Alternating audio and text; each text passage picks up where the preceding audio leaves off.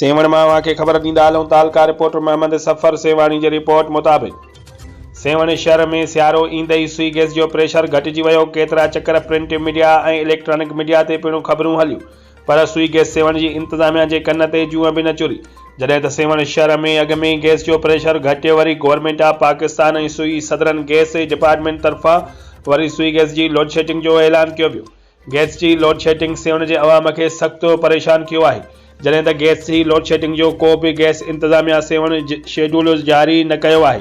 सेवण जे अवाम खे रद पचा में सख़्त मुश्किलातूं पेश अची रहियूं आहिनि। जॾहिं त सुबुह जे टाइम स्कूल जा ॿारड़ा गैस न हुअण करे बग़ैर नाश्ते जे स्कूल वञी रहिया आहिनि। का ख़बर न आहे त सुई गैस जी लोड शेडिंग जो टाइम कहिड़ो आहे।